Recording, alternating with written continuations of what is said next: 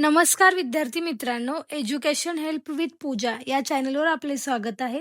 यशवंतराव चव्हाण महाराष्ट्र मुक्त विद्यापीठाच्या अनेक विद्यार्थ्यांना होम असाइनमेंट संदर्भात अनेक अडचणी येत आहे. विद्यार्थी जेव्हा OASIS पोर्टलवर जाऊन आपला PRN नंबर टाकतात, तेव्हा त्यांना इनव्हॅलिड PRN नंबर असा एरर येत आहे. हा प्रॉब्लेम का येतोय आणि यावर काय उपाय, हेच आपण आजच्या व्हिडिओमध्ये पाहणार आहोत. चला तर मग पाहूया की हा मेसेज काय येतो. जेव्हा तुम्ही asm.ycmu.org.in या वेबसाईट वरती जाता, इथे गेल्यानंतर स्टुडंट लॉग इन वरती क्लिक करता.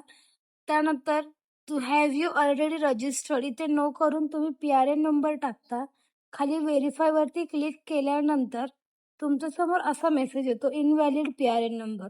हा मेसेज काय येतो तेच आपण आजच्या व्हिडिओमध्ये पाहणार आहोत. इथे होम पेजवर नोटिफिकेशन मध्ये लिस्ट ऑफ कोर्सेसवर क्लिक करा. इथे क्लिक केल्यानंतर तुमच्या समोर YCMUच्या कोर्सेसची लिस्ट ओपन होईल. ही लिस्ट तुम्ही पाहू शकता. इथे YCMUचे सर्व कोर्सेस आहेत. BA, BCom, BA Urdu, MA आहे, MCOMचे आहेत. इथे सर्व तुमच्या समोर दिसत असतील. तसेच इथे इव्हेंटमध्ये तुम्हाला महिन्यांची नावं दिसत असेल. जानेवारी आहे आणि खाली जुलै आहे. YCMUचे 2 इव्हेंट आहेत, एक जानेवारी आणि एक जुलै. जर आता इथे तुम्हाला G01 BA दिसत आहे, त्याच्यासमोर तुम्हाला इव्हेंट जानेवारी दिसत आहे. याचा अर्थ असा की जर तुम्ही जानेवारी 2025ला ॲडमिशन घेतले असेल BAला, तर तुमचे होम असाइनमेंट आता आहेत. पण जर तुम्ही जुलै 2025मध्ये ॲडमिशन घेतले असेल BAला, तर तुमचे आता असाइनमेंट होणार नाहीत.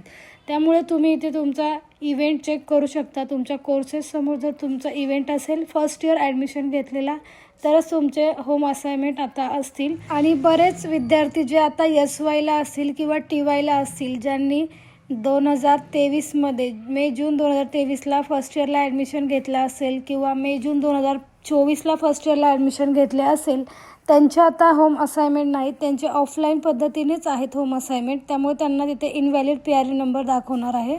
आणि काही विद्यार्थ्यांचे जर त्या लिस्टमध्ये त्यांचा कोर्स असेल आणि इव्हेंट पण असेल, तरी पण तुमचा PRN नंबर इनव्हॅलिड दाखवत असेल, तर तुम्ही तुमच्या अभ्यास केंद्राला संपर्क साधा किंवा तुमच्या जिल्ह्यातील रिजनल सेंटरला संपर्क साधा. तर मित्रांनो, तुमचा PRN नंबर इनव्हॅलिड आहे याचा अर्थ असा नाही की तुमचा PRN नंबर चुकीचा आहे. तर तुमचे होम असाइनमेंट आत्ता नाही आहेत. जर तुम्हाला हा व्हिडिओ माहितीपूर्ण वाटला असेल तर व्हिडिओला लाईक करा आणि तुमच्या YCMUच्या मित्रांसोबत हा व्हिडिओ शेअर करायला विसरू नका. अशाच नवीन अपडेटसाठी आपल्या चॅनलला सबस्क्राईब नक्की करा. धन्यवाद.